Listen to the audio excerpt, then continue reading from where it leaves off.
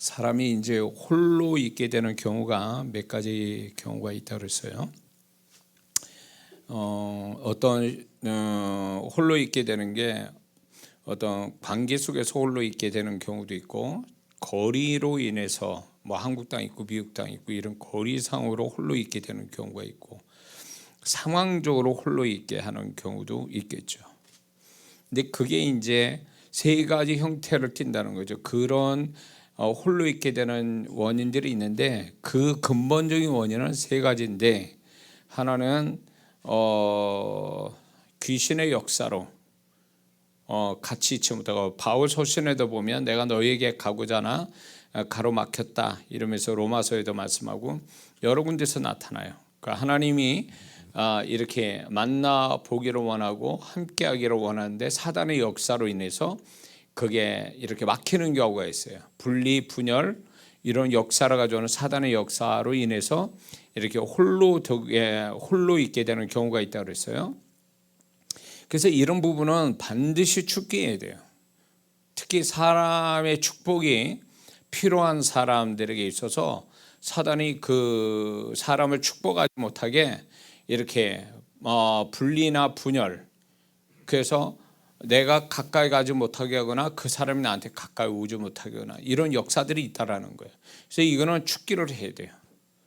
그래서 이 귀신 역사가 상당히 믿는 자 속에 보이지 않게 아주 교묘하게, 아주 자연스럽게 역사하고 있기 때문에 우리가 그런 것들을 우연처럼 어쩌다가 그럴 수밖에 없다 이런 식으로 생각해서 그걸 방치해두면 그 사람은 거기에 구멍이 생겨서 사단이 다른 방법으로도 역사한다는 거죠. 그러니까 이런 부분에 대해서 일단 무조건 아니다, 이거는 돼야 되고 와야 될, 어떤 만나져야 되고 와야 될 이런 사람의 이런 것들 안은 무조건 축제해야 돼요. 그래서 오라고 명령해야 돼요, 주님의 이름으로. 이제 그런데 또 이제 두 번째는 왜 이렇게 홀로 있게 되냐면 그 사람의 성품의 문제가 있을 수 있어요. 그 사람이 워낙 이제 그 성품이 뭔가 사람들과 함께 섞이지 못하는 성품 때문에, 또 성격에 이상이 있어가지고 사람들과 함께 있지 못하는 이런 것 때문에 이제 자기 문제로 인해서 홀로 있게 되는 경우가 있어요. 그럴 때 이런 것들을, 만약에 그런 상황이면 자기를 돌아봐야 되거든요. 내가 뭐가 문제인지. 그러면서 그런 것들을 이제 이렇게 고치는 작업이 반드시 필요해요. 근데 여기서 많은 성도분들이 이런 경우에 자꾸 원인을, 그 탓을 바깥에다 돌리니까 자기는 자기가 고칠 생각 없이 다 문제는 밖에 있다고 생각하면 이 사람은 계속 살아가면서 홀로 있게 될 수밖에 없죠. 그래서 자신의 문제가 뭔가 있다면, 문제가 있다면 그런 부분에 대해서 발견해서 고치는 것이 이제 수절데없이, 그러니까 하나님도 원치 않는 홀로 있게 되는 이런 것들에서 벗어나야 된다는 거죠. 근데 이제 세 번째는 뭐냐면, 하나님 뜻에 의해서 이제 홀로 하나님이 두게 하시는 이유가 있어요. 그래서 쭉 얘기했죠. 하나님이 왜 홀로 두게 하시는지 이유에 됐고, 지금은 이제 홀로 두게 하신 축복을 이제 얘기하고 있는데, 하나님의 뜻에 의해서 홀로 두게 하시는 경우가 있어요. 근데 이거는 뭐 자기 잘못도 아니고 귀신 역사도 아니고, 이제 하나님의 어떤 이 사람에 대해서 그 앞에 있는 홀로 두게 하시는 걸로 인해서 그 다음에 오는 축복을 위한 과정으로서의 홀로 두게 하시는 경우거든요. 근데 이런 경우가 뭐가 있냐면, 사람하고 뚝 떨어뜨려서 홀로 있게 하는 경우도 있지만, 이런 케이스가 많아요. 그거 뭐냐면, 사람들 속에 있어도 혼자 있는 것 같은 느낌, 그런 거 있죠. 사람들 속에 있는데도, 사람들과 함께 있는데도 불구하고 내가 혼자 있다라는 느낌, 심리적인 이런 느낌을 받을 때가 있어요. 이것도 어떤 면에서 보면, 물론 그 사람 성품일 수도 있지만 하나님이 그런 마음을 불어넣어줘서 혼자 있게 하시는, 홀로 있게 하시는 하나님이 우리의 마음을 주장해서 그런 경우가 있다라는 거죠. 그래서 이 사람이 성품의 문제도 아니고 귀신 역사도 아닌데 나는 사람들 속에 있어도 나는 혼자 있는 느낌이야, 이런 마음이 든다면 하나님이 홀로 두게 하시는 어떤 케이스를 가진 거예요. 그럴 때 보통 이런 마음이 들면은 여러 가지 그 홀로 있다라고 생각하면 보편적으로 부정적인 마음이 더 많아지죠. 내가 뭐 그런 걸 통해서 뭐 낙심이 되고 슬픔이 오고 또 이렇게 그런 부분 때문에 뭔가 의기소침해지고 외톨이가 됐다라는 그것 때문에 굉장히 여러 가지 어떤 부정적 마음이 막 생길 수가 있거든요. 그거는 그럴 수밖에 없어요. 왜냐하면 우리는 환경에 영향받는 존재다 보니까 그럴 수 있어요. 그런데 하나님이 왜 그러면 심리적으로 그 사람 마음 안에서 혼자 있다라는 느낌을 갖게 하시는, 만약에 의도적으로 그분이 그 마음을 그렇게 그런 거를 허락하셨다면 그런 거는 과연 무슨 축복을 주시려고 그렇게 하느냐는 거예요. 우리는 흔히 이제 사람들 뭐 많이 만나고 사람과 많이 얘기하고 뭐 이런 사람들이 보면은 그런 사람들이 뭐 열심히 사는 것 같고 그런 사람이 굉장히 뭐 처세술도 좋고 인간관계도 좋게 갖고 있고 사람 복이 있는 것 같지만 결코 사람이 많다 해서 그 사람이 사람 복이 있는 건 아니에요. 따지고 보면 객관적으로 보면 사람이 많은데 사람이 많다 보니까 관리를 해야 될 거 아니에요. 가고 싶지 않은데 가야 되고 만나야 되고 시간, 에너지, 돈도 써야 되고 이런 것들에 비해서 내가 그렇게 사람 관리했는데 지나고 보면 소위 세상 말로 밑지는 장사하는 거예요. 고생만 하지 사람 축복은 하나도 없다, 이런 경우가 있거든요. 어떤 사람은 뭐 전화번호가 뭐 8,000개까지 있고 뭐 어떤 사람 6,000개도 있고 막 이렇다고 그래요. 그러니까 이제 그런 사람 관리하는데 피곤하고 힘들 텐데 시간, 돈, 에너지 막 쓰는데 연말쯤 가보면 다 이제 정리 좀 하잖아요. 정리할 때 보니까 고생만 한 거야. 그러니까 이제 거기서 막 이렇게 사람들을 속간에는 전화번호에서 다 제거시키는, 그게 어떻게 보면 지혜로운 방법이라 봐요. 근데 하나님 예수 믿는 사람이 많다고 그래서 그 사람이 사람 축복이 있는 건 아니에요. 절대 아니에요. 하나님은 한 사람을 통해, 하나님이 예비한 한 사람 통해서 10명 몫을 나한테 그 사람을 통해서 충분히 축복하실 수도 있거든요. 한 사람 가지고도. 그 한 사람 가지고도 인생, 그 사람 때문에 인생이 빛날 수도 있고 막 축복도 막 갑자기 열리는 수가 있어요. 그러니까 하나님은 숫자의 문제가 아니에요. 하나님은 정말 하나님의 사람을 만나느냐 못 만나느냐의 문제지 숫자가 많냐 적으냐 가지고 하나님은 역사하시지는 않거든요. 근데 예수 믿는 사람이 너무 이제 잠언서 말씀에 사람을 두려워하면 사람이 올매에 빠진다고 그랬거든요. 그래서 예수 믿는 사람이 사실은 왜 사람 관리하냐? 사람에 대한 두려움이 밑바닥 깔리는 거예요. 왜냐하면 사람이 없으면 내가 손해보는 것 같고 잘못될 수도 있고 도움도 못 받는다는 생각 때문에 사람 관리를 하는 거거든요. 근데 그런 것들이 과도하게 많이 그렇게 하다 보면 그 사람은 정작 힘을 쓰고 에너지 쓰고 시간 쓰고 돈 써야 될 때는 못 쓰는 거예요. 그리고 이제 정말 하나님이 예비된 사람을 만나게 할 때는 그 사람을 못 알아보거나 그 사람을 무시하거나 그 사람에 대해서 하나님이 보내준 사람의 좋은 관계를 통해서 하나님의 축복을 충분히 이렇게 하나님이 주시려고 예비했는데 정작 쓸데없는 사람만 관리하고 정작 정말 하나님 주신 사람을 못 알아보고 그 사람에 대해서 좋은 관계를 못 맺은다면 이것만큼 어리석은 게 없거든요.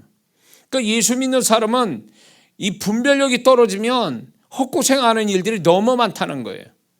그래서 예수 믿는 사람이 제가 거듭 말씀드려 영분별을 할 때 얘기를 했을 건데 예수 믿는 사람이 분별력이 없다라고 한다면 이건 뭐 성경 지식 있고 뭐 신앙생활 잘하고 상관없어요. 이 세상 살아는데 분별력이 없으면요 교회에서 열심히 착한 생활을 착하게 살았어도 분별력 없으니까 이상한 사람한테 잡히고 다 털리는 거예요.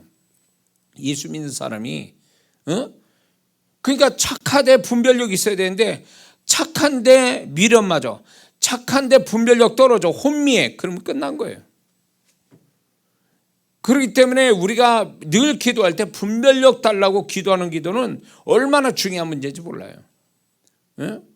그래서 사람과 하나님은 분명 사람 축복을 우리 인생 속에 주시고 사람과 함께 사람들 속에서 뭔가 이루어가는 그런 거를 계획하고 계시는데, 그러다 보니까 많은 우리가 예수 믿는 사람이 세상 사람같이 사람이 많아야 된다라고 생각하는 그것 때문에 쓸데없는 시간, 쓸데없는 돈, 쓸데없는 에너지를 막 쓰는 경우가 있는데 그거는 결코 바람직하지 못하다는 거죠. 그래서 어떤 이 사람 축복이 우리한테는 너무 필요한데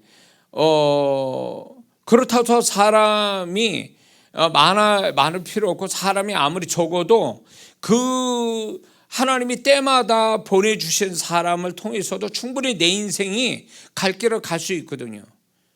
우리 인생에 건너가야 될 어떤 그 징검다리 역할하는, 그 중요한 징검다리 역할하는 사람들이 시간 속에 있거든요. 내 상황 속에. 그 사람만 만나면 되는 거예요. 그 사람만. 그 한 사람 가지고도 충분하거든요. 충분하거든. 근데 우리는 너무 과도하게 그 사람에 집착하거나 사람을 너무 두려워서 사람 관리를 너무 막 지나치게 하거나 또 사람이 너무 없다고 그래서 막 두려워하거나 이럴 필요는 없다는 거죠. 믿습니까? 우리가 신앙 잘 잘하고 분별력이 있어서 주님의 인도하심 잘 받으면 때마다 사람 붙이셔요. 그걸 기대하고 살아야 되고, 이제 그러다 보면 하나님이 분명히 그런 사람을 만나게 하는데, 그럼에도 불구하고 이런 게 있습니다. 그럼에도 불구하고 사람 축복은 있음에도 불구하고 심리적으로 내적으로 우리가 혼자라는 느낌을 하나님은 갖게 하신다는 거죠. 그 혼자라는 것 때문에 외로움도 갖게 되고 일종의 또 두려움도 갖게 되고 낙심하기도 하고 이런 혼자 있다라는 심리적인 현상을 일으키게 되는데, 그것도 하나님이 그것도 하나의 합력하여 선을 이루어 주시는 하나의 계기가 된다는 거죠. 혼자 있기 때문에 그런 일을 벌이는 거예요.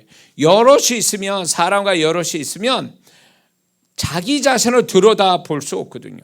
너무 사람이 치우치고 거기다 집중하다 보니까 정작 나를 바라보거나, 정작 진짜 더 중요한 문제가 뭐냐면 나와 함께 하신 하나님의 마음이 뭔지를 모를 때가 많아요. 사람 마음은 잘 아는데 나를 모르거나 그분이 나를 이끌어가는 그분의 마음을 모르는 경우가 많아요. 사람 속에 있다 보니까. 사람은 잘 알아. 근데 정작 자기와 하나님을 모른다는 거죠. 그러면 이건 치명적인 문제거든요. 그러니까 하나님은 사람들 속에 있어도 혼자 있는 것 같은 느낌을 받게 하시는 것은 결국 두 가지 목적이에요. 나를 깊게 들여다보게 하고 하나님의 마음을 읽어내게 하기 위한 그 시간이 필요한 거예요. 그 시간이 필요하니까 혼자 적막하고 한가하고 외로운 시간을 두게 하시는 거예요. 사람이 막 바빠가지고 정신없이 돌아가는데 뭘 생각을 깊게 할 수 있어요? 못해요.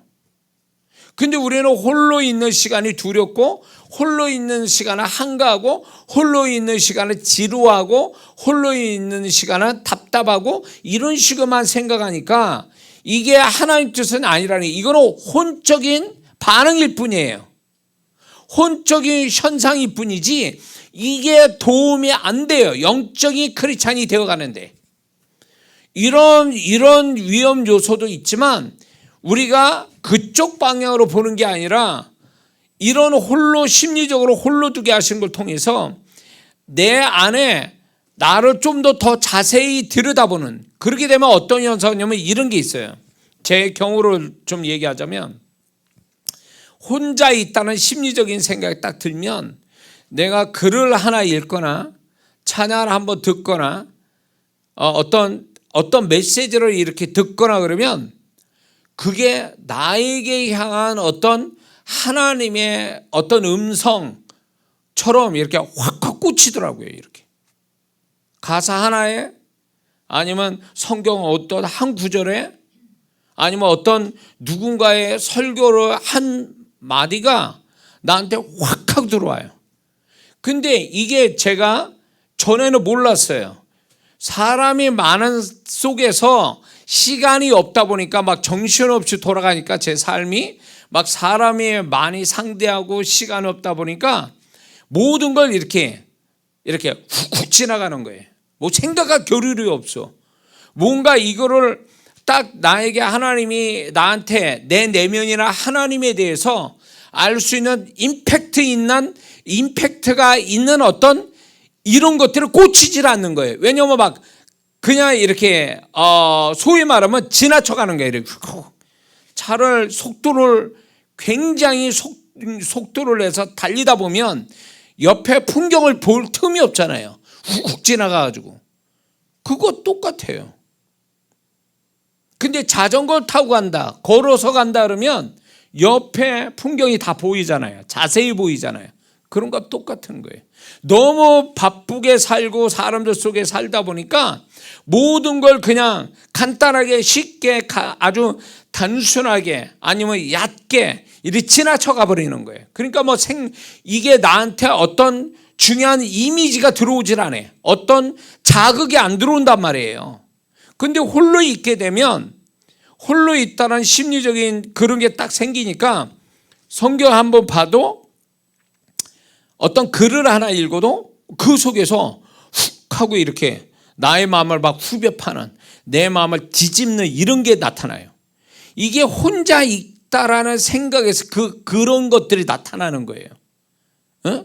사람 많은데 정신이 머릿속에 막 이것도 해야지 저것도 해야지 이 사람 만나야지 저 사람도 만나야지 이런 정신없는 복잡한 생각 가지면 그게 하나도 눈에 안 들어오거든요. 내 마음을 자극할 수도 없거든요. 그런데 혼자라는 생각이 딱 가지니까 그게 너무나 선명하게 확확 들어오더라 그거예요. 그게 엄청난 축복이었던 거예요. 저는. 그래서 제가 뭐 책을 쓰거나 아니면 설교를 이렇게 만들거나 뭔가 깨달은 걸 적어낼 때는 이게 복잡한 데서 이런 데서 만들어지는 것보다도 홀로 있는 데서 만들어지는 게 더 많아요. 그게 축복이라고 보는 거예요. 그래서 여러분에게 메시지 지금 아마 유튜브 제 설교가 한 900편 이상 올라갔을 거예요. 거기에 그 내용들이 이론 뭐 책상머리 끄적끄적 해가지고 뭐 머리에서 나온 내용들은 없단 말이에요. 다 내가 겪어온 삶, 주님과의 관계 속에서 깨달고 느낀 걸 얘기한 건데 그 배경이 뭐냐면 복잡하고 힘든 가운데서 얻어진 거는 사실 얼마 많지 않아요. 홀로 있다라는 그 생각 속에서 뭔가 집중할 수 있게 되고 집중하는 데서 임팩트 있게 나한테 다가온 것들이거든요. 뭔 말인지 아시죠? 저는 그 축복을 받은 거예요. 누구 만날 사람 없어요. 만날 사람도 없고 사역이 뜸할 때는 한가해요. 그러다 보니까 과거에 내가 바쁠 때 생각하지 못했던 게 생각이 나고 뭔가 하나님의 음성도 선명하고 이게 모든 게 홀로 있는 데서 더 선명해지고 명확해진다는 거예요. 그리고 임팩트 있는 것들이 더 많아진다라는 거예요. 전에 바쁘게 막 돌아갈 때 복잡한 머리에서는 10가지에서 하나만 그게 꽂힌다 그러면 내가 혼자라는 느낌을 가졌을 때는 그게 5, 6개로 이렇게 꽂히는 거예요. 훨씬 퍼센트가 나에게 어떤 내면적 도움을 주는 것이 훨씬 더 많다라는 거예요. 홀로 있을 때가. 응? 그래서 어쩌면 절간에 있는 그 중이라고 그랬죠. 님자 붙일 건 또 아닌 것 같아요. 우리 입장에서. 그 양반들이 수행을 하잖아요. 산속에서. 그런 데서 뭐 나름대로 깨닫는 게 있잖아요. 복잡한 데서 깨닫는 게 아니에요. 그 사람들도 나름대로 홀로서 침묵하고 뭐 오랫동안 참선하고 뭐 이런 속에서 얻어진 걸 얘기를 하는 거잖아요. 그러니까 홀로 있다라는 그 자체가 혼적으로는 좀 불행하고 혼적으로는 좀 슬프고 여러 가지 부정적 감정이 들어올지 몰라도 영적인 우리가 같이 영적인 삶을 사는 사람한테는 이 홀로 있다는 게 굉장히 유익한 거예요. 어떻게 보면 이게 우리가 영적인 삶에 있어서 윤활유 같은 역할을 해줄 수 있다는 거죠. 뭔가 더 지혜로운 사람이 되게 만드는 거예요. 이 홀로 있다는 게 혼적으로는 안 좋은데 영적으로는 굉장히 유익한 거예요. 그러니까 이 바울 서신터 보면 이 바울의 많은 동역자들과 있지만 바울 서신을 통해서 제가 느끼는 게 뭐냐면 이 바울은 굉장히 홀로 있는 데서 오는 주님과의 깨달음을 글을 쓰는데 서신서 쓰는데 그 속에는 어떤 그 홀로 있는 데서 주님과의 사귐에서 나온 이야기들이 많다라는 거예요. 그 서신서에. 근데 그게 뭐냐면 결국은 하나님이 그의 깨달은 그 서신서가 주님이 말씀한 걸로 하나님의 말씀한 걸로 인정하셨잖아요. 그러니 그것이 복잡하게 매일 막 정신없이 사람 만나고 정신없이 사역하고 이런 데서 나왔을까요? 난 절대 그렇지 않다고 봐요. 텐트 만드는 작업하는데 막 정신없이 그 장사하는데 그 속에서 나왔을까요? 안 그래요. 절대 그럴 수가 없어요. 그렇게 되면 사람은 일은 잘할지 몰라도 사람의 내면의 깊이는 얕다라는 거예요. 일을 많이 한 데서 사람이 능력이 있는 게 아니라 사람의 내면이 좀 더 깊어지려면 홀로 있는 시간을 얼마나 잘 쓰느냐에 결정적이거든요. 그래서 제가 사역자들한테도 그렇고 저도 느낀 게 깨달은 게 확실히 사역자들을 가르칠 때 이 얘기예요. 외로움은 사역자의 필수다. 외로움은.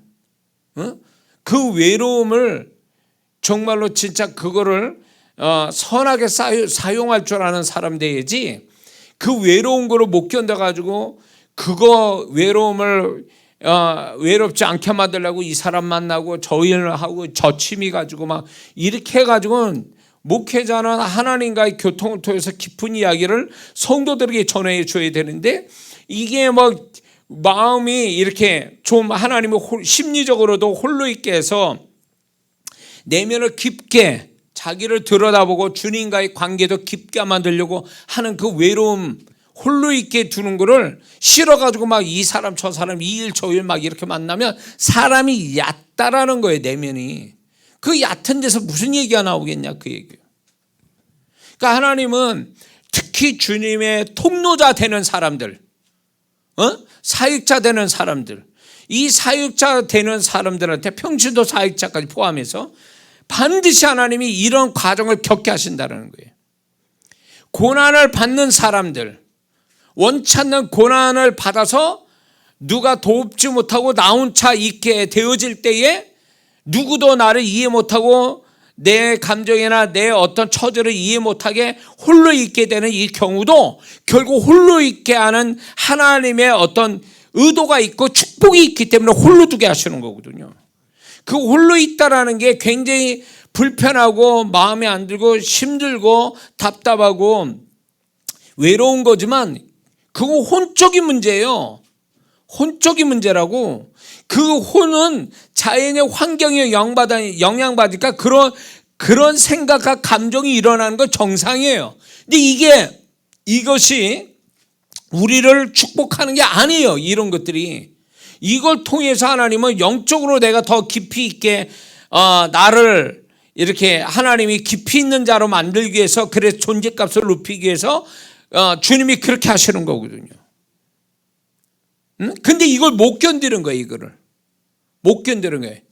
외롭고 쓸쓸하고 이걸 보는 게 아니라 이걸 통해서 내 내면을 좀 더 깊게 들여다보게 하시려고 하는 그분의 의도를 모른 채 이런 혼적인 데만 자꾸 쫓아가니까 사람이 혼자 있는데도 사람이 가볍고 오히려 더 이상해지는 경우가 있죠. 혼자 있음으로써 문제가, 마음의 생각에 문제가 있는 사람도 많거든요.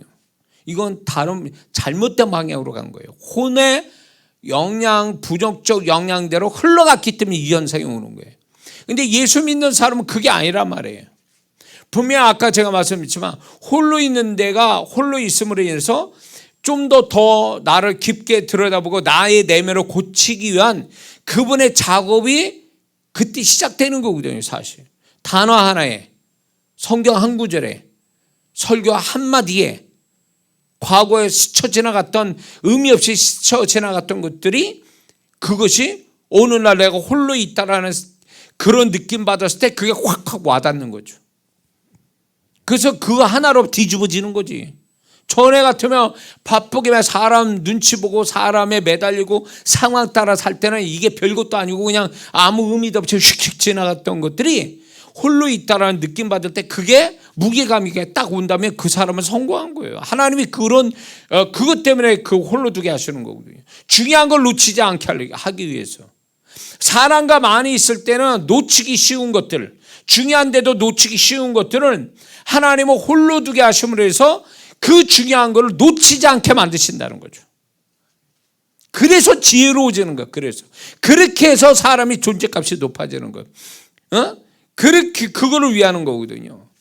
그래서 홀로 있는 데서 나를 들여다보며 또 나를 풍성하게 만드는, 내적으로 풍성하게 만드는, 이게 하나님의 작업이거든. 홀로 두게 하신 작업. 이걸 통해서 그 사람의 존재값이 높아지면 반드시 하나님이 이 과정이 영원토록 가는 게 아니라 어느 시점에서만 이루고 이것도 지나간단 말이에요. 지나가서 하나님 뜻대로 지나가게 되면 반드시 그 보상은 그 뒤에 따라오게 돼 있거든요.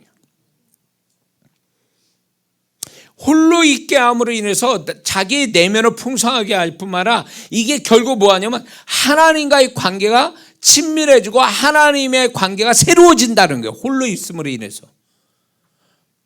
그런 속에서 하나님의 마음을 또 읽어낼 수 있는 사람이 되는 거예요. 다윗이 하나님 마음을 합했다. 하나님 마음을 아는 자였다는 얘기예요. 그 하나님의 마음을 아는 그것이 맨날 룰루랄라 하는 가운데서 하나님 마음을 알았을까요?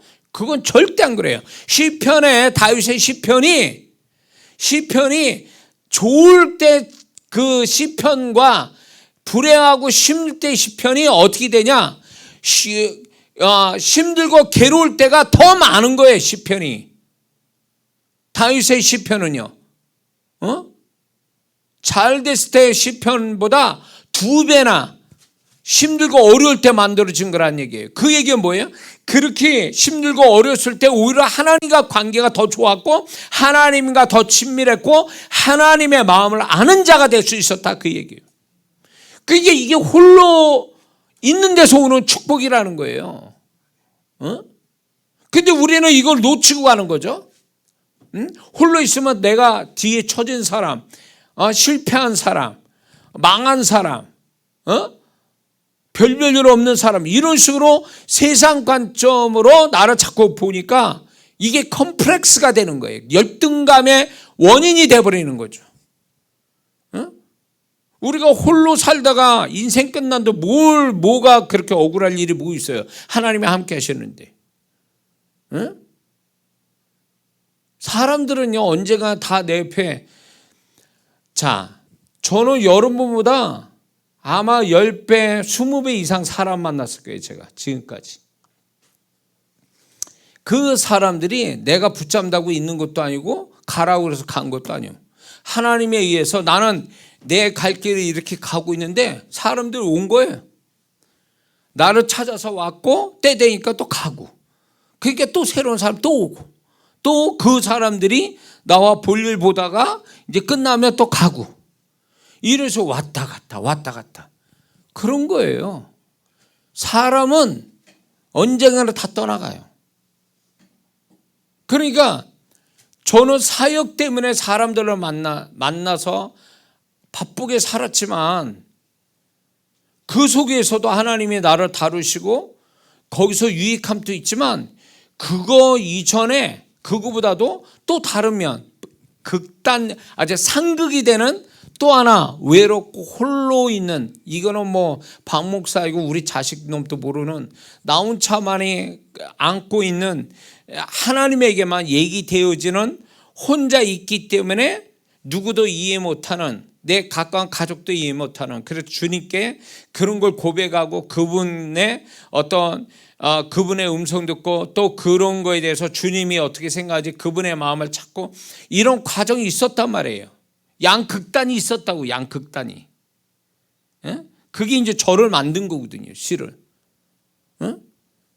그래서 처음에 이거를 주님이 나를 다루어 가시는데 저는 처음에 이걸 이해를 못했어요. 이런 거를 알지도 못했어요. 왜냐하면 나는 사람들 속에 사역이 많으면 그걸로 나는 하나님 앞에 난 성공한 사람이다, 난 잘하고 있다, 막 이렇게만 생각했지, 홀로 있는 것이 어떤 면에서 막 두려운 거예요. 이게 힘든 거예요, 나한테는. 뒤처지는 것 같고 불행한 것 같고 막 나 혼자 병신 되는 것 같고 바보 되는 것 같고 막 이런 마음들이 있다 보니까 이게 싫어서 막 내가 일부러 막 열심을 냈던 거거든요. 근데 나중에 주님이 가르치는 게 그거예요. 그게 아니다라는 거예요. 네가 생각한 이쪽 바쁘게 사람 만나 사역하는 게 이것만이 다가 아니라는 거예요. 이걸 위해서 홀로 있게 되는 그 시간들 속에, 그 속에서 내가 너를 다루고 있다라는 거예요. 그 속에서 주님이 나한테 이 바쁜 데서 캐치하지 못한, 이 바쁜 데서 얻지 못하는 걸 이 홀로 있는 데서, 외로운 가운데서 얻게 하시더라, 그 얘기예요. 그래서 이 양면을 가지고 하나님이 나를 빚어가신 거죠. 그 속에서 메시지가 나오고, 그런 가운데 주님이 나에게 주신 음성이 있고, 주님의 나를 통해서 또 새로운 통로가 또 열리고, 이런 축복을 제가 받은 거거든요, 지금까지. 제가 23년 전에는 방언 하나밖에 못한 사람이에요. 방언 하나밖에 못한 사람이 여기까지 왔을 때, 그래도 저는 적어도 한국 강산에 나같이 이렇게 이론과 실제가 사역이 돼서 이렇게 사역하는 사람이 그리 많지 않을 거라고 봐요. 이렇게 사역을 이렇게 하는데 그게 하루아침에 됐겠냐고. 방언밖에 못하는 목사가, 일반 교회, 조그만 교회 목사가 여기까지 오는데 그냥 저절로 됐겠냐, 그 얘기예요. 양극단의 하나님이 두 가지를 통해서, 두 상황을 통해서 저를 빚어가신 거지. 지금까지 빚어오신 거거든요. 근데 그거를 보다가 다윗을 이해하게 된 거예요. 다윗이 정말로 화려하고 사람들 속에서 있었겠지만 처음에는 어떻게 됐어요? 홀로 있었잖아요. 홀로 도망 다니고. 그러나 그가 많은 사람들 속에 있어도 다윗의 생애나 시편을 읽어보면 그는 항상 혼자였고, 혼자라는 그거 하나 가지고 하나님을 늘 만나는 사람이었단 말이에요. 그래서 그가 깊이가 있었고, 그가 하나님 마음을 누구보다도 잘 아는 자가 될 수 있었던 거예요. 근데 우리는 이런 것들을 놓치는 거예요. 놓치는 거예요. 그러니까 세상 사람의 삶의 어떤 형태로 쫓아가려고 그래. 사람들 많은 속에서 일 많이 하고 칭찬받고 뭔가 우러러보는 그런 거를 꿈꾸기 위해서 막 사람 관리하고 일 열심히 하고, 뭐 뒤지지 않고 뒤처지도 않으려 나라에다 지쳐버리고, 그걸 위해서 하나님 의지한다 하지만 결국 하나님을 도움이 삼은 거지, 뭐 하나님을 이용하듯이, 쉽게 좀 악한 말로 말하면 이용해서 어떻게 내가 세상에서 잘 되보려고 이렇게 하는 거예요. 그러면 그 사람이 잘 되면 그러면 하나님께 더 충성하냐? 그렇지도 않아요. 왜? 상황이 그렇게 안 만들어져. 자기 마음은 원활히 돼, 이게 안 떨어져. 상황이 안 떨어져. 축복받았는데 그 축복을 하나님께서 쓰는 게 아니라 바빠, 더 바빠. 주일도 못 지킬 만큼 바빠. 잘 되면. 그게 무슨, 그렇다고 그 사람이 깊이가 있냐, 하나님 앞에 깊이가 있냐, 그렇지 않다라는 거예요. 한가할 때 안 될 때보다 더 형편없는 사람이 되는 거야, 하나님 앞에서는. 세상에서 좀 된다라고 얘기를 할 수 있지만 하나님 앞에는 과거보다 더 못되고 더 사람이 얕은 사람이 되고 마는 거죠. 이거 결과가 뻔해요, 이렇게 가면. 하나님은 분명히 우리가 알아야 될 게 그분은 나의 존재를 원하시지 내 어떤 일을 원하시는 게 아니에요. 내 존재가 안 되면 내가 하는 일조차도 그분에게 인정 못 받는 거예요. 마태복음 23장의 종교 지도자들을 주님이 무섭게 책망하신 그것 속에 그들이 존재값이 바닥을 치니까 그들이 율법을 완벽하게 지켜서도 그걸 인정 못 받잖아요. 그거 똑같은 원리예요. 응? 똑같은 원리라고. 그러니까 그분은 어떻게든지 내 사역을 통해서 사람 만나고 뭐 세상 그걸 하면서 나를 다루어서 더 나은 사람이 되는 이것만 바라시는 게, 이것만 작업하시는 게 아니라 내가 그 이면에 어둡기도 하고 답답하기도 하고 슬프기도 하고 이런 어떤 홀로 있는 데서 오는 그 시간들도 쓰신다는 거지. 그 상황들을 쓰신다는 거예요. 뭐하게? 그래서 나라는 존재를, 그분이 기뻐하는 존재를 수준 높이기 위해서. 그래서 내가 홀로 있을 때 나를 더 들여다볼 수 있잖아요. 예? 그래야 이게 정상이지. 나 혼자 있다고, 그게 있는 게 싫다고 별짓을 다 하는 사람이 얼마나 많아요.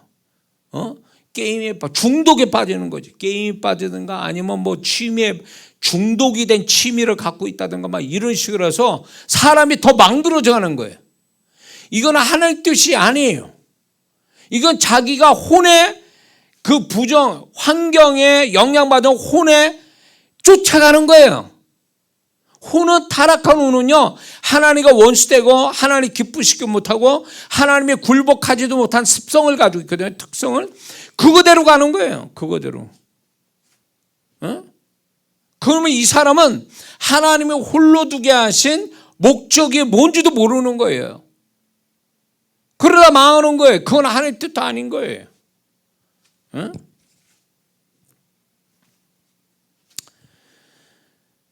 자, 그래서 하나님이 우리를 홀로 두게 하신 이유가 있다면, 홀로 두게 하신 그 잘 이유를 아는 자는 홀로 두게 하신 축복을 반드시 이어서 받는다는 거죠. 근데 이유를 모르니까 축복도 모르는 거예요. 축복이 없는 거예요. 홀로 두게 한 그거 하나님의 목적 따라 홀로 있는 걸 잘 성실하게 있으면 축복은 뒤따라오는데, 그 축복을 왜 못 받냐? 홀로 있음에도 불구하고 이유를 모르니까 축복도 없는 거예요.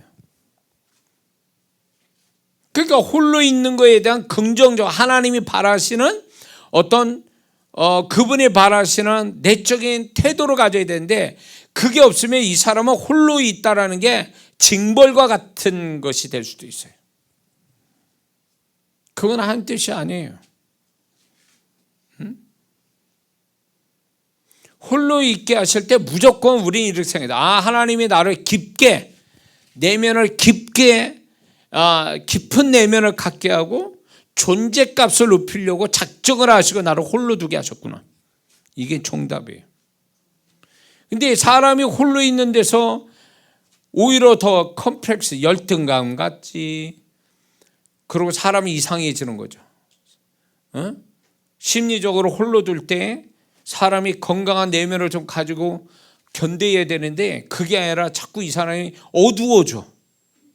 내면이 어두워지고 찌그러지고 위축되어지고, 그러다 보니까 하나님의 뜻은 그게 아닌데 자기가 혼에 반응하는 부정적 혼에 쫓아가는 결과가 이렇게 나오는 거예요.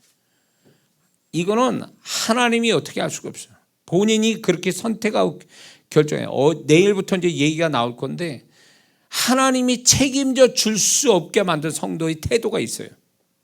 그 중에 하나는 뭐냐면, 왜 그쪽으로 그런 식으로 자기를 만드냐, 그 얘기예요. 하나님은 그걸 원하는 것도 아닌데. 홀로 있는 자체도 힘든데 왜 그 속에서 자기를 찌그러뜨리냐, 그 얘기예요. 혼자. 하나님 원치 않는.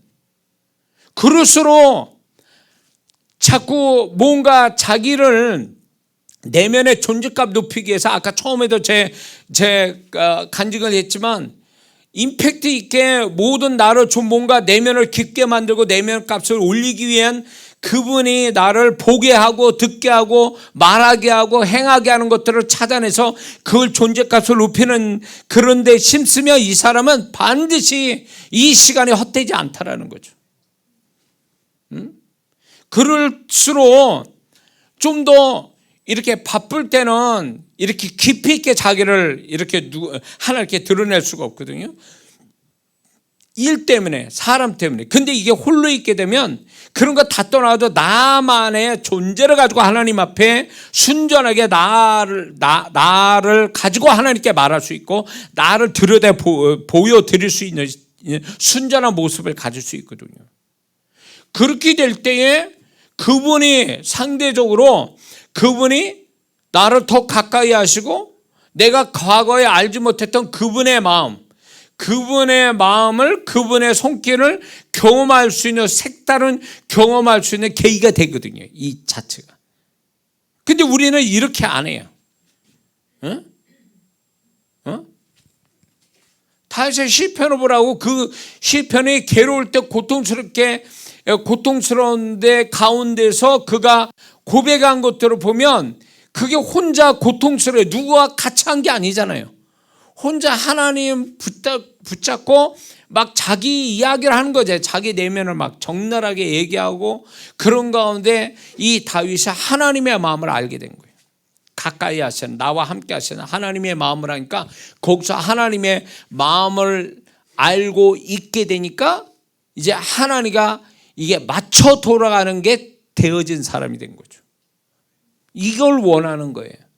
그런 존재값이 되니까 이 하나님이 다윗을 한 명밖에 없는 통합 이스라엘 왕이 됐다는 얘기는 뭐냐면 저는 이렇게 해석해요.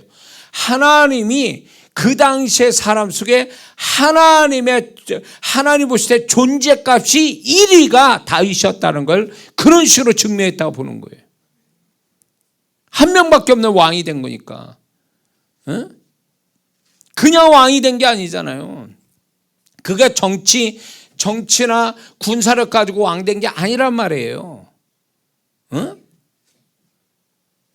그거는 순전히 하나님과의 상대에서 자기를 드러내고 그분께 가까이 가고 그분의 마음을 읽어내고 거기에 맞춰서 자기를 다시 세팅할 때에 이 작업이 계속 반복되는 거예요. 좋을 때 나쁠 때 이런 것들이 반복되면서 그분과 마음이 쫙 맞아 돌아가는 시점들이 나타나기 시작한 거죠.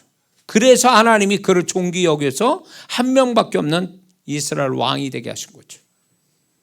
하나님이 바로 이거예요. 우리를 다루실 때 뭐 어떻게 고난을 받든 아니면 심리적이든 사람 속에서 떨어져 나와서 홀로 있게든 이게 하나님 뜻 가운데 이룬다면 분명 우리는 그분이 원하는 그 태도가 있어요. 그 상황 속에 이거를 갖는다면 지나고 이 시간 또 지나갈 건데 지나고 난 다음에 내가 자신이 돌아올 때도 내가 그때 그러게 참 잘했어.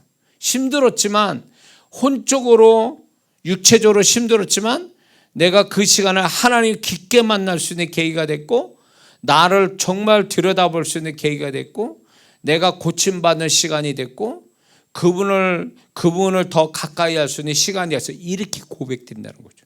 이렇게 말한다면 이 사람은 진짜 홀로 있게 하신 하나님의 의도를 알고 산 자예요. 이런 사람을 그냥 놔두시겠냐고. 그분이 반드시 이후에 보상하시는 홀로 잘 있는 거에 대한 보상이 반드시 그 뒤에 따른다는 거죠. 나름대로 주님께서 저를 23년 전에 방언밖에 못했던 저를 여기까지 오게 하실 때 말한 대로 되게 하시는 그분의 통로자가 되게 할 때는 이게 뭐 기술 가지고 된 게 아니라고요. 저도 그분이 보증하니까 되는 거지 뭐 내가 인간 이장 목사 핏대 올린다고 되는 얘기도 아니거든 사실. 그 저는 그게 주님이 내 내면값 이런 거를 인정하셨구나. 지난 시간들 제가 주님 앞에서 했던 고백되고 내가 남들이 알지 못하는 그분 앞에서 나를 찾고 나를 들여다 보면서 고치면서 그런 걸 깨달은 걸 설교로 쓰고 또 내 영의 일기에 쓰고 뭐 이런 작업들이 헛되지 않았구나. 나 혼자만인 줄 알았더니 이걸 하나님이 이제 드러내게 해서 말을 하게 하시는구나. 그래서 이게 홀로 있다라는 것이, 그래서 이제 제가 많은 사역자분들을 가르칠 때에 하나님이 일 열심히 많이 하고 많은 영혼들 만난다고 좋아하지 말라고 그랬어요. 왜? 그게 전부가 아니라는 거예요. 이게 그 시간은 스포트라이트를 받는 시간이라면 그 스포트라이트를 받는 그 한 시간을 위해서 어둠의 10시간은 있어야 된다는 거예요. 어둠의 10시간을 잘 견딘 사람이 한 시간의 스포트라이트를 받을 수 있다는 거예요. 그러니까 스포트라이트를 받는 그것만 좋아하지 말고 그걸 받기 위해서 하나님의 어떤 통로자가 되기 위해서 10시간의 어두운 시간도 견딜 수 있는 자가 되어야 된다. 그 속에서 자신을 빚어낼 수 있는 자가 되어야 된다는 거예요. 이거 없으면 안 된다. 바울도 그냥 바울이 됐겠냐고. 바울의 말이 성경이 되고 그가 행한 것이 하나님 다 인정하는 게 되는 게 처음부터 된 사람이냐고. 이게 되기 위해서 얼마나 어두운 시간들이 얼마나 많았냐고요. 아라비아가 3년 동안 주님과 소통하고 살고 오해와 얼마나 그 힘든 시간들을 보냈어요. 그때 당시 초대교회 성도들은 얼마나 오해하고 있었어요. 바울을. 응? 얼마나 오해도 받고 얼마나 하나님의 사역자로 인정받는 데까지 얼마나 힘들었겠냐고요. 응? 그것이 홀로 있는 시간들이었잖아요. 그 시간을 잘 하나님 앞에 잘 보냈기 때문에 그분으로부터 깨달은 바를 글로 쓰고 그리고 하나님의 사역자로 열심을 낸 그것이 결국 결과는 어떻게 됐어요? 바울이 신약에서 성경 반을 쓰는 존재값이 높고 존귀한 자가 만들어 주신 거 아니에요? 이 배경은요, 결국 바울이 외롭고 힘들고 괴롭고 고린도 후서 1장에 나타난 것처럼 아시아에서 당하는 어떤 고난이 환난이 마음에 죽었다라고 이제 끝났구나라고 하는 그 상황까지 갔다라는 거 아니에요. 그런 것들이, 그런 내면들이 결국은 그 바울을 하나님의 진정한 통로자가 될 수 있었고 하나님의 마음을 표현할 수 있는 자가 된 거예요. 우리가 이런 사람 되게 하시려고 잘 될 때도 있지만 그 잘 되는 게 만약에 열이면 안 되는 게 10분의 9던가 10분의 5던가 이런 것들이 있었겠죠. 이 시간을 잘 보내야 된다는 거예요. 이 시간을 잘 보내야 하나님이 그 사람 사람들한테 스포트라이트, 세상의 스포트라이트를 받을 수 있는 어떤 은혜를 베풀어 주시는 거죠. 그래서 우리가 홀로 있는 거에 대해서 해석을 잘해야 된다는 거예요. 제가 자주 말씀드렸지만 사실보다 더 중요한 건 그 사실에 대한 분석, 좋은 분석, 그 분석을 통한 적절한 태도, 그 태도로 인한 행동, 이게 딱 연결이 돼야 되는 거거든요. 크리스찬다운 해석과 분석과 행동, 이게 나오면 이 사람은 뭘 해도 합력해서 선을 이루는 거야. 이 사람 못 막습니다. 이런 사람은 축복을 못 막아요. 이런 사람은요. 자, 그래서 하나님은 이런 거죠. 결국은 또 한마디를 좀 정리하면 그 사람의 생각을 훈련시키는 거예요. 깊은 생각하게 만드는 거죠. 그 하나님과 초점 맞는 생각을 갖게 하는 거죠. 그 깊은 생각의 훈련이 하나님의 생각을 읽어내는 데까지 가는 거예요. 자기 그 생각 깊은 걸로 자기를 들여다보게 하고 그걸 가지고 하나님과 소통하면서 하나님의 생각까지 읽어내는 데까지 가는 거예요. 이게 홀로 두게 하시는 하나님의 우리에게 바라시는 태도인 거죠. 목적이에요. 이게 또 축복이에요. 이 자체가. 응?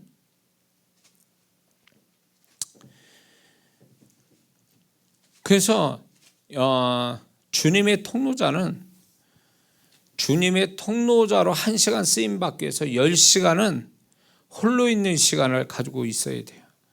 그거를 안 간다면 문제가 되는 거죠. 어디서 책을 베끼고 주석 베껴가지고 뭘 하는 거? 그건 아니지. 그건 강의하는 거지. 그게 설교자는 아니에요. 주님의 통로자는 될 수가 없어요. 그런 사람.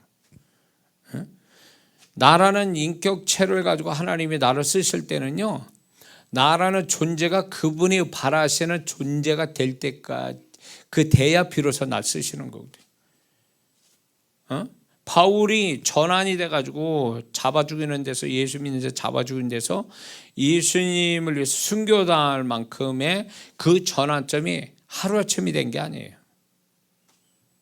홀로 있는 시간이 굉장히 누구보다도 많았고, 그 속에서 정말로 단단해지고, 그 속에서 정말로 내면까지도 누구보다도 깊은 내면을 가지고 있었던 거죠.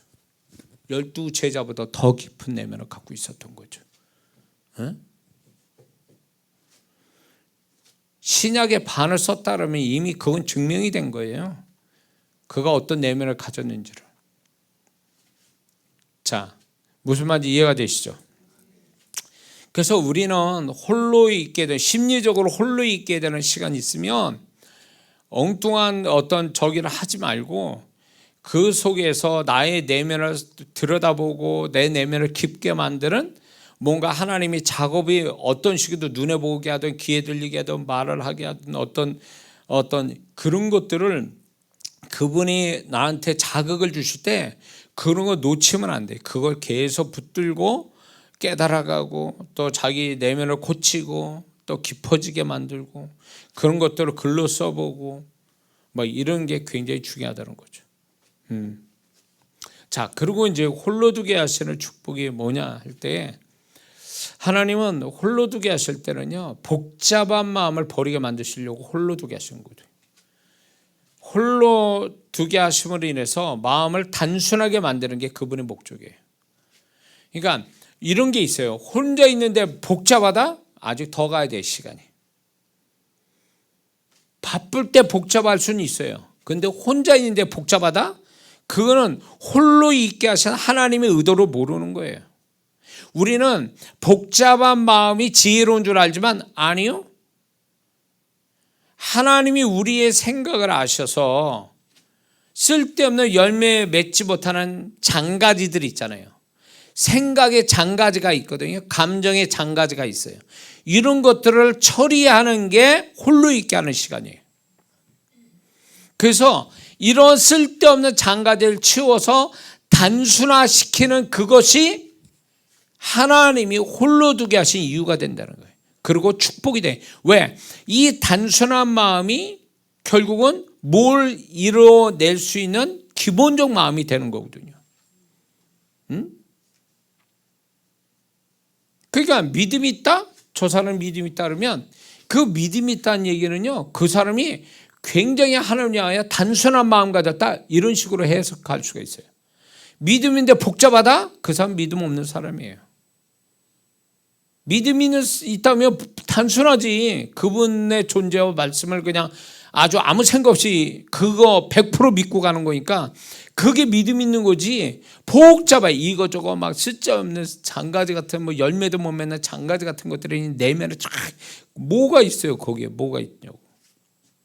그러니까 하나님은 홀로 두게 하심으로 인해서 자기를 자꾸 들여다보면서 쓸데없는 마음을 다 제거시키는, 그래서 하나님이 원하는 마음만 딱 단순하게 갖게 만드는 것. 이게 그분이 원하는 거예요. 그런 마음이 아직도 못 가졌다면 이 사람은 시간이 더 가야 돼요. 홀로 있는 시간을 더 있게 하실지도 몰라요. 제 상황이 저도 이제 복잡하자면 뭐 한도 끝도 없어.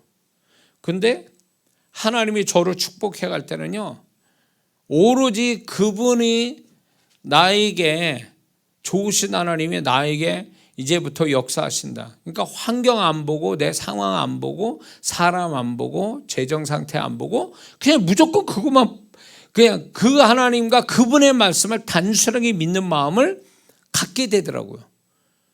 그러니까 그 마음에서 계속 하나님이 역사할 때까지만 바라고 계속 그분을 바라고 기도하고 말씀을 의지하고 이런 생활이 결국은 하나님이 정말 역사를 이루어내더라 이거예요. 그 문을 여시더라 그거예요. 그전에는 할 말이 많아. 하나님 앞에 이유도 많고 핑계도 많고 할 말도 많아. 근데 그것들이 결국은 하나님께 쓸데없는 말을 하고 있었던 거예요.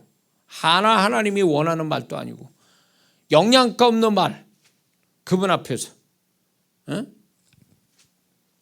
그래서 우리가 어떤 그 심리적이든 뭐든 간에 상황적이든 사람 관계에서 홀로 있게 될 때는요, 내가 너무 복잡하게 생각하면 그 사람은 하나님 의도를 모르는 거예요. 홀로 두게 하신. 혼자 있다는 게 단순화시키는 거거든요. 외롭게 만들고 단순하게 만들고 단순하게. 그게 단순함이 능력이에요. 그게. 근데 복잡해야 지혜롭고 그게 능력인 줄 아는데 안 그렇단 말이에요. 옛날에 그 한 70년, 80년대에는 소니, 일본 소니가 굉장히 대세였어요. 그 당시에 세계 전자제품으로는 대세였거든요. 근데 소니의 물건이 왜 그 당시에 세계적으로 인기를 끌었냐, 전자제품이 복잡했어. 다양한 기능들이 많았어요. 신기한 거야. 그것이 먹혔어요. 이거는 제 얘기가 아니에요. 그런데 왜 아이폰, 그러니까 애플사의 물건이 왜 히트친 줄 아세요? 그 외에 아이폰 나오기 전에 아이팟이라고 있었어요. mp3. 그 mp3가 뭐가 있었냐면 기능이 이 확실한 게 뭐냐면 단순해요. 아주 단순하니까 조작하기도 쉬워. 여기서 반전이 일어난 거예요. 그래서 세상 사람들이 그때 당시에 소니하면 전자제품으로 최고였음에도 불구하고 이제 사람들이 단순하고도 쉬운 기능을 가진 아이팟을 찾기 시작하면서 애플이 커졌거든요. 그게 아이폰으로 가고 아이패드로 넘어가고 이렇게 되어진 건데 이건 제 얘기가 아니에요. 그래서 그때 당시 사람들이 그 심리를 읽었다는 거예요. 애플사가 뭐냐면 뭐 이게 복잡한 거 좋은데 기능이 다양하고 이런 거 좋은데 쓰기가 불편한 거예요. 너무 기능이 많고 복잡하니까 나이 드신 장반이나 이런 걸 힘드니까 이거를 이제 알고 단순한 작업을 만드는 게 있어요. 근데요, 단순하게 만드는 게 능력이고 그게 기술이에요. 단순하게 만드는 게. 차 구조로 알 수 있잖아요. 차 구조가 굉장히 복잡하거든요. 차의 부품이 3만 개래요. 3만 개 좀 넘는다 그래. 그 많은 거를 우리는 다 알 수 없잖아요. 근데 우리는 뭐만 알면 돼요? 핸들하고 브레이크하고 엑셀레이터 그것만 있으면 되는 거예요. 그렇죠? 그것만 다 되는 거예요. 그 단순화시킨 거예요. 근데 제가 뭘 봤냐면 영상 중에 미국의 그 큰 트럭에 과거에 나왔을 때 그 차 구조로 보니까 이게 기아 놓는 게 제가 그거보다 놀란 게 기아 놓는 게 3개나 있더라고요. 3개. 그게 이게 작동이 너무 불편한 거야. 복잡한 거예요 또. 그러니까 이게 뭐 이게 그 트럭이 팔리겠냐고. 그 위에 이제 단순화돼 가지고 오늘날 우리가 지금 쓰는 자동차의 그 모습이 된 거거든요. 이 단순함이 머리가 나빠서 단순해진 게 아니라 그 복잡함을 줄여서 단순해진 거예요. 그것처럼 우리가 복잡한 것이 지혜롭고 똑똑한 것 같지만 이 복잡함을 정리를 해가지고 엑기스만 정말 중요한 것만 몇 가지만 딱 붙드는 게 그게 능력이라는 거죠. 그게 단순함이 능력이에요. 그러니까 신앙이 좋은 사람들의 특징이 뭐예요? 그 사람들은요 단순해요. 말이 단순해. 마음도 단순하고. 근데 멍청해서 단순해진 게 아니에요. 사람이 머리가 모자라서 단순해진 게 아니라 처음에도 핑계와 뭐 여러 가지 상황들과 뭐 이런저런 생각에 복잡했겠지. 근데 하나님 존재와 그 말씀을 믿고 그렇게 살다 보니까 그걸로 인해서 단순해진 거예요. 단순화된 거예요.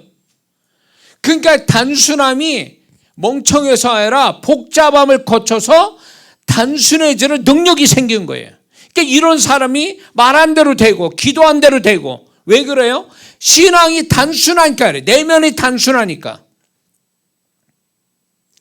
그러니까 하나님 앞에 복잡한 사람은요, 믿음 없다고 봐야 돼요. 그리고 복잡한다고 하나님이 그거 인정해 주는 게 아니에요.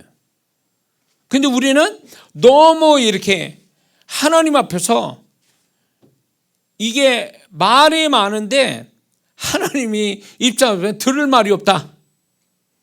쟤는 말을 하는데 하나 영향가 없는 말이야. 100마디 하는데 딱 한마디 들을까 말까? 이런 식이면 이거는 문제가 있다는 거죠. 응? 한마디 하더라도 하나님이 그래 내가 그거 원했던 거야. 그 말이야 그 말. 네가 그 말 했기 때문에 내가 역사한다. 응? 보세요. 시스기야 왕 그 벽을 향하여 그 말했던 거. 그리고 정말로 하나님 솔로몬이 내가 너 뭐 해줄 거 분별력 주세요. 주의 백성을 잘 재판할 수 있는 분별력. 다시 지혜를 달라는 거잖아요. 지혜를 그 한마디가 저절로 그냥 어쩌다 나온 얘기가 아니란 말이에요. 복잡한 생각이 있었겠지. 근데 그게 딱 몰아가지고 함축적으로 그 말로 그냥 딱 함축적으로 한마디 된 거예요. 하나님은 알아보신 거죠. 그 한마디. 응? 저도 이제 이렇게 하나님 앞에 기도 이렇게 저렇게 합니다. 이렇게 하다 보면 그분이 원하시는 딱 한마디 그 고백을 듣고 싶어 하시는 게 있어요. 여러 가지 막 얘기하는데 결정적인 그 한마디 그분이 듣고 싶어 하는. 제가 그 말을 딱 주님께 고백할 때 다른 기도보다 엄청난 감동이 내 안에 확 밀려 들어와요. 그분의 감동이. 그 얘기 뭔지 아세요? 그래 내가 원했던 말은 그 말이야. 응? 너 그거 한마디로 다 끝났어. 이런 거거든요. 근데 우리는 무언가 말을 많이 해야 되고 복잡해야 뭐가 되는 걸로 알고 있는 거예요. 하나님은요 굉장히 단순해요. 솔로몬에게도 그렇고 히스기야 왕에도 그렇고 하나님은 단순하거든. 다윗의 신앙도 단순한 속에서 그 단순함 속에서 그게 능력이 됐고 축복이 됐고 하나님의 일하심이 나타난 거거든요. 그러니까 이게 홀로 있는 데서 오는 함축된 단순함이에요. 근데 이게 무게감이 엄청난 단순함이라는 거예요. 우리는 이게 어디서 오는 거냐면 이 홀로 있는 시간 속에서 이게 만들어지는 거예요. 응? 제가 이제 미국에서 사역을 할 때 현지인 사역을 할 때가 있거든요. 사역이 이렇게 하는데 뭐가 이런 경우가 종종 있었어요. 그게 뭐냐면 이분을 사역을 하는데 겉으로는 굉장히 단순한데 이 단순함을 갖기 위해서 그가 얼마나 많이 고민하고 힘들어했던 거 이런 것들이 느껴지는 거예요. 그런데 과거는 그랬는데 그게 이제 주님이 소위 말하면 저에게 은사적 측면에서 이분의 과거의 마음의 행로를 알게 하신 거죠. 복잡하고 힘들고 고민되고 이런 것들이 쭉 있어 왔는데 하나님 앞에서는 딱 그 모든 걸 하나로 함축적인 그 단순함 가지고 기도를 받더라는 거예요. 제 기도로. 근데 그 단순한 그 마음과 복잡해왔지만 결국은 단순한 그 한마디에 기도를 했는데 그게 역사하더라 그 얘기예요. 어떤 사람은 질병이 났고 어떤 사람은 형통이 오고. 근데 주님이 내가 지식의 말씀의 은사가 되어 보니까 그 사람이 과거에 어떤 마음을 가져서 여기까지 왔는지를 그걸 알게 하신 거예요. 저를. 그러니까 그 사람은 복잡하고 고민되고 힘들었던 그 시간들을 아무도 모르는데 주님은 저를 가르쳐 주신 거예요. 아, 이 사람이 여기까지 왔구나. 그 얘기를 할 때 울더라고요. 아무도 모르는 그 마음을 얘기하니까 우는데, 거기서 끝난 게 아니라 이 사람이 결국은 하나님께 집중하는 단순한 마음을 딱 가질 때, 그게 저라는 사역자를 통해서 안수할 때 역사가 오더라, 그 얘기예요. 놀라운 얘기예요, 놀라운 얘기. 근데 반면에 한국에 왔을 때 이제 이렇게 우리 성도들을 사역할 때 좀 안타깝고 아쉬운 게 뭐냐면, 이렇게 이제 사역을 하다 보면, 이제 손 얹고 기도를 해보면 마음이 너무 복잡해. 마음에 뭔 생각이 그렇게 많은지,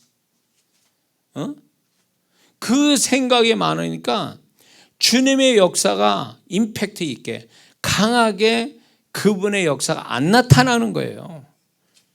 무슨 생각이 드냐면, 아, 이분은 더 생각이 정리가 돼야 되구나. 그래서 좀 더 단순해져야 되겠구나. 이 생각이 오는 거예요. 응?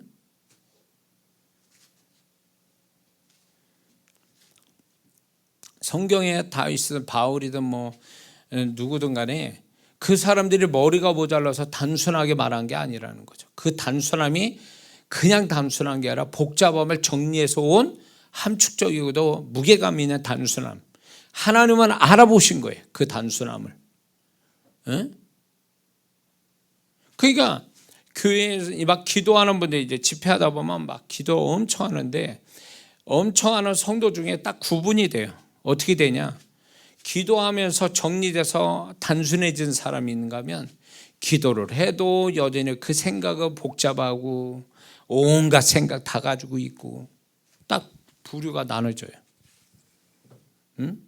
그러니까 복잡하고 이렇게 기도 엄청 하는데 복잡해졌잖아요. 집중력이 없어. 하나님에 대한 집중력. 그 시간은 하나님의 집중력이 역사로 오는데 집중을 못해. 왜? 생각이 너무 많으니까. 근데 어떤 성도는 굉장히 단순하니까 이 사람이 분명히 문제가 어마어마한데도 막 그 시간에 막 하나님 앞에 그냥 뭐 너무 몰입되어 있는 거예요. 그러니까 그걸 보면서 아, 역사하겠구나, 이 사람은. 딱 오더라는 거죠. 제가 막 하루 이틀 집회해 봤습니까? 영혼들을 상대해 백하냐고. 그러니까 이게 하나님의 문제가 아니라 태도의 문제, 성도의 태도의 문제인데, 그 태도가 내면이에요. 특히 그 사람의 생각이 어떤 형태의 생각을 가졌냐가 이게 너무 중요하더라고요, 이게. 근데 제가 이 얘기하려면 이거 이렇게 하면 이해가 될 거예요. 제가 이제 집회를 합니다. 모르는 낯선 교회, 아니면 미국 같은데 뭐 캐나다, 아니면 저기 뭐 어디든 제가 해외 가서 사역을 할 때 비행기 타야지, 비행기 이렇게 해가지고 뭐 복잡하잖아. 거치는 게 많고 막.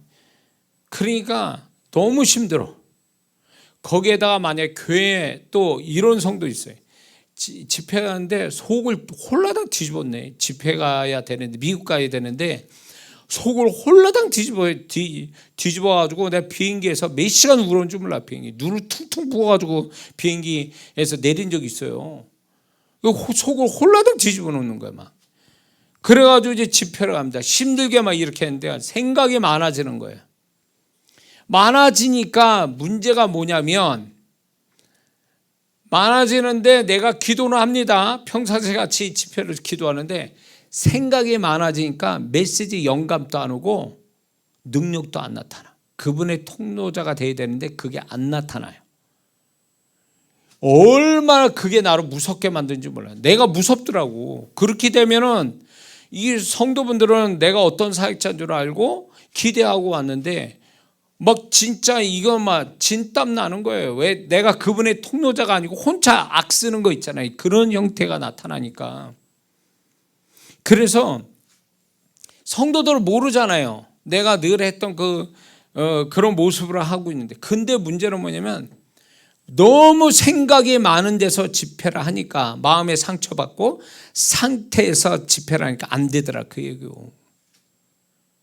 그래서 제가 그게 아주 경험을 몇 번 하고 나니까 심지어는 우리 부모님, 우리 아버님 돌아가신데도 내가 그거 잊어버리고 집회한 사람이에요, 제가. 그날 목요일인데 목요일 아침에 스텝이 와가지고 우리 아버님 돌아가셨다는 거예요. 근데도 난 집회했어요. 그거 잊어버리고. 왜? 그래야만이 그 시간에 정말 주님 만나 축복받을 사람, 그 사람의 내가 통로자야 되는데, 내가 우리 아버님 돌아가셨다는 충격과 내지는 그 슬픔과 이런 걸 가지고 사역하면 안 되거든요. 단순해져 있어야 되거든. 내가 주님께 몰입하고 저 영혼에 몰입돼서 내가 해줘야 이게 주님의 통로자야 되는데, 내가 뭐 그런 마음 잔뜩 가져봐 안 돼. 그래서 제가 이제 아침 집회를 아무 생각 없이 끝냈죠. 심지어 그랬다고요.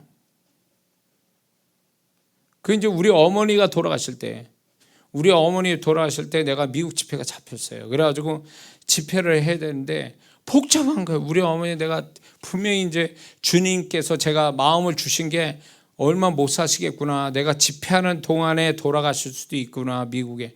그런 집회하다 말고 와야 되는데 막 복잡한 거예요, 생각이. 그러니까 이게 너무 힘든 거예요, 마음이. 그런데 하나님께서 그 마음을 아시고 내 마음을 아시고 제가 집회하기 한 주 전에 돌아가신 거예요. 그래서 장사를 잘 치르고 그러고 제가 미국에 갔죠. 그분이 아시는 거예요. 내가 이 복잡한 마음 상태 가지고는 하나님이 일을 못한다는 거. 그래서 제가 이제 우리 교회에 집회하거나 제가 예배를 드리거나 이러잖아요. 수요일 같은 이런 날도 소홀히 할 수가 없어요. 왜냐하면 영사로 참여하는 사람들이 정말 사모하고 들어오는데 내가 마음이 막 여러 가지로 뭐 힘든 마음이 있는 상태에서 이렇게 하면 아무것도 안 돼요. 그러니까 내 마음이 비어지고 빈 마음이 되고 단순한 마음을 가져야 되니까, 설령 내가 그런 마음이, 그런 일들이 이전에 있었다면 기도 가운데 이걸 소멸시켜야 돼요. 그래서 단순한 마음 가져야 돼요. 영혼들을 위한 주님의 통로자가 되어야 되는 그 한 가지만 가지고 내가 기도를 하거든요. 그래서 역사 오는 거거든요. 만약에 내가 조금이라도 내 인간적인 어떤 생각이나 감정이 훅 들어와 버리면 안 돼요. 영감도 안 오지, 능력도 안 나타나지. 저는 이거를 제 집회에서 너무 실감나게 경험하기 때문에 단순해진다, 하나님 앞에 단순해진다라는 게 얼마나 중요한 문제를 알게 돼요. 그러니까 왜 하나님께 예배드리는 현장까지 와서도 왜 그렇게 복잡하게 생각하고 있지? 왜 하나님 앞에 몰입이 안 되냐 말이에요. 그것이 결국은 자기 축복 자기가 못 받게 만드는 거예요.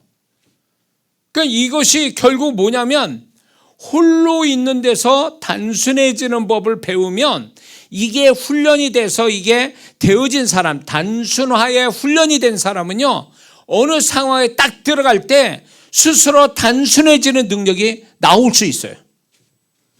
홀로 있는 데서 단순해지는 능력을 가진 자는 하나님이 역사하거나 축복하는 그 현장에서도 아무리 복잡한 마음을 가져도 순간적으로 단순해질 수 있다는 거예요.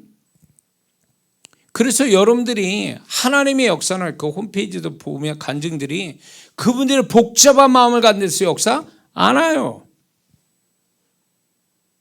힘든 거 어려운 거 다 있지만 이 시간만큼 하나님께 몰입하는, 혈육중 여인처럼 그분 앞에 몰입하는 간절함을 딱 그 단순한 그 마음을 가질 때 그분이 알아보시고 역사하는 거예요. 그래서 이 단순함이 엄청 중요한 문제예요. 근데 마귀는 어떻게 하냐면 복잡하게 만들거든, 나를.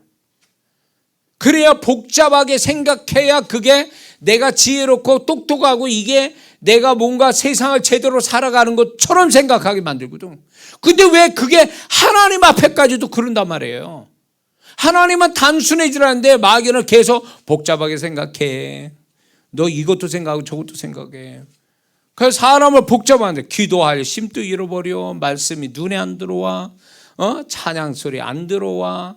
기도할 마음도 없어. 뭐야 그러면 그거. 그게 결국은 복잡함이 나의 영적인 기운을 쭉쭉 빼는 거예요.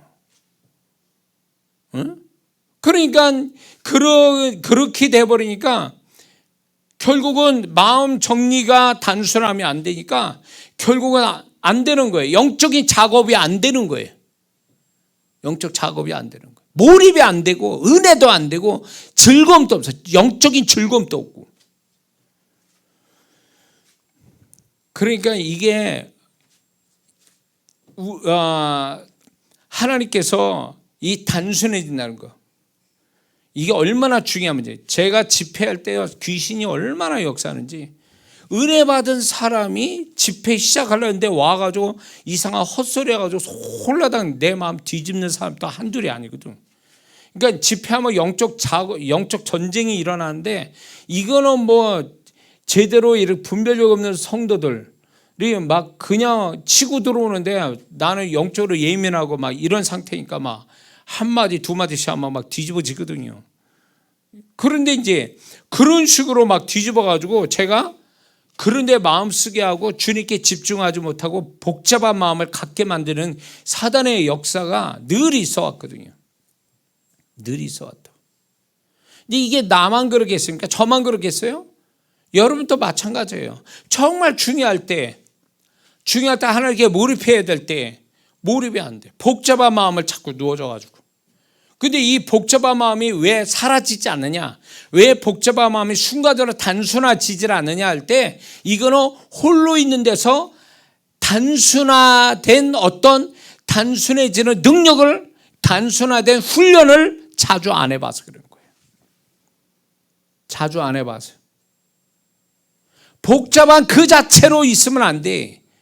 모든 게 종합, 이게 축축축축 이게 정리가 되면서 단순해지는 거를 항상 이게 훈련하고 있어야 돼요.